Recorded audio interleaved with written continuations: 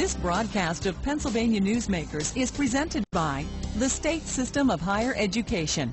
14 state-owned universities. The state system is the largest provider of higher education in Pennsylvania. And by the Hospital and Health System Association of Pennsylvania, working towards a healthy Pennsylvania. Hi, welcome back to the program, a Higher Education Update. Dr. John Cavanaugh, the Chancellor of the State System. He's sitting right across from me. And I don't know, I think I know who this guy is. What's your name, Dr. Grunenwald? That'd be Joe. Grunenwald. Joe, me. the president of Clarion. Now, look, he's an old friend of mine. I want to tell you about this. Chancellor, I want to say something to you. Number one, we ought to talk about people occasionally who do something good, Absolutely. Who lead exemplary lives, who influence. And I think on this program what we'll start is we're going to start bringing some people on who actually have accomplished something and say, do something good. So That's right. It's your turn, Chancellor. Thanks. Well, you know, when you look across the system, there's nobody who has done more or has done it more creatively or entrepreneurially than President Grunenwald. I mean, he's just done an absolutely phenomenal job in all the years he's been at Clarion, but especially since he's been president there. Yeah. Now, look, one of the things that I think you're, of course, one of the 14 state system universities. You and I have known each other longer than we're going to talk about on this program, Absolutely. Right? We won't get into that. But the point is that all universities have had to adapt to the changing needs, particularly when it comes to this economy in our state. Why don't you say a few things to so our viewers get a sense about how you're exemplar of change in colleges. I mean, many of them are doing it. Talk about yours as sort of an exemplar of what's going on around the country. Well, certainly the economy in Pennsylvania, but also the changing nature of our demographics have really had an impact on higher education. And the number of students, 18-year-old traditional students that are out there to be recruited into our university is actually going down in the western part of the state and flattens out and goes down somewhat in the eastern part of the state as the years go by. So doing business as usual is simply off the table economically. Keeping that university afloat, keeping it high quality, attracting the kinds of students and faculty members that are needed calls for a different kind of model. And it's a model wrapped around revenue generation, built upon meeting the needs of a region that you serve.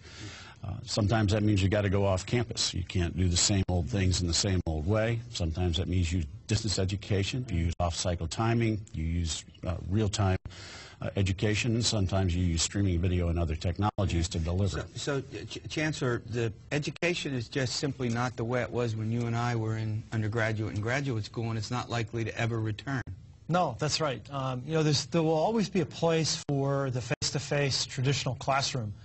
But I think what you're hearing from Joe is that there's also a growing need and demand for anytime, anywhere learning that's flexible, that fits around people's work schedules, because so many more of our students are returning adults who didn't have an opportunity to start college when they were 18. And much of what we do, and certainly at Clarion, an increasing amount of what they do has to do with workforce education and straight-up job skills training. Yeah, how important is that? I mean, Clarion is there out on Route 80 in the western part of the state. The state system has a number of universities that are sort of what we call in rural areas. And there are many other colleges and universities, as you know. Pennsylvania has more than 100 of them trying to meet. How difficult, I mean, is that in a rural area, especially when you get, sort of you're out of the metropolitan areas, to kind of build these programs? Is that a kind of a unique challenge to you? Or is it is. The workforce that you find in a rural area like that, and we certainly in a rural county of only 40,000 people, is peculiarly unskilled. There aren't a lot of community colleges around. There aren't a lot of technical providers. So that whole genre of technical education, and here I mean high technology, nanotech, biotech, that sort of thing, but also the traditional technology, HVAC, construction, welding, those kinds of things, there are great gaping needs in our community. So one of the things we've tried to do is to find a way by utilizing existing resources and putting partnerships and packages together to serve needs in that rural community on the spot, close to the need, close to the workforce. So that's been our... Yeah, I mean, does this, Chancellor, does this present special needs? I mean, I'm not in the classroom anymore. I spent a good many years there.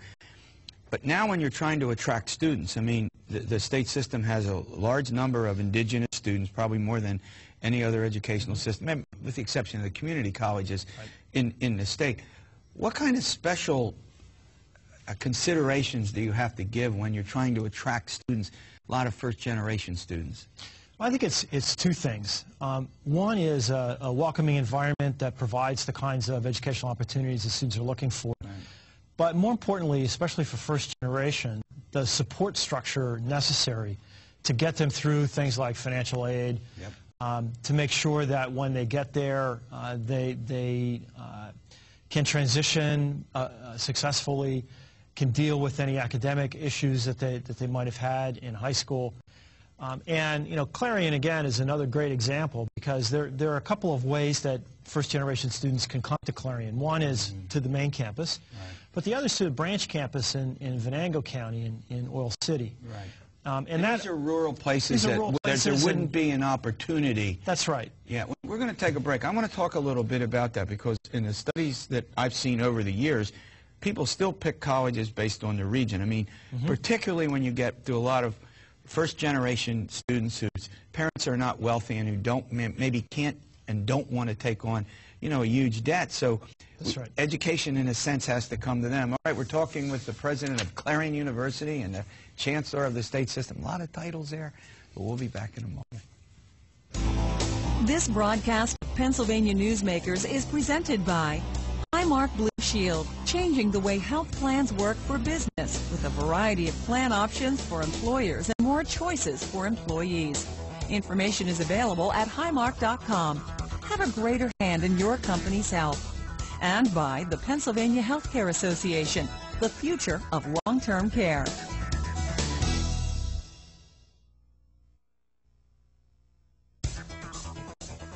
This broadcast of Pennsylvania Newsmakers is presented by Penn Future, where we believe that every environmental victory grows the economy, and by the Pennsylvania Cyber Charter School, bringing educational innovation and freedom to the children of Pennsylvania.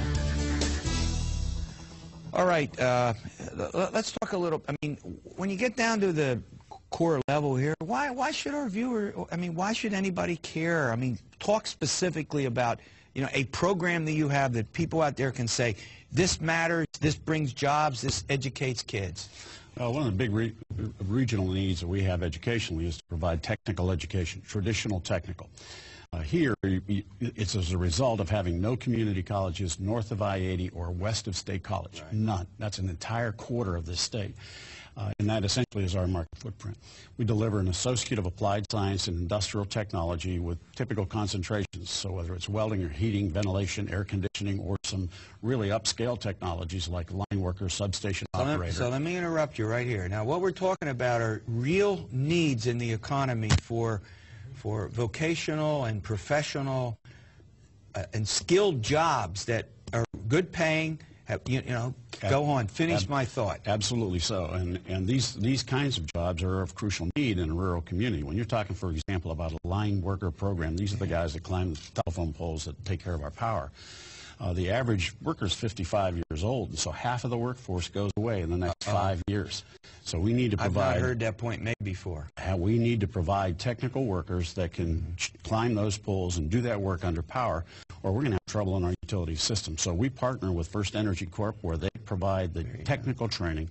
We provide general ed and some business introduction, put it together an Associate of Applied Science degree in industrial technology. And this is just one example of many programs that you can find in a lot of colleges. We're obviously focusing on Clarion here because Joe's here to provide us with an in-depth analysis of what he does. But, Chancellor, this is sort of going on in higher education.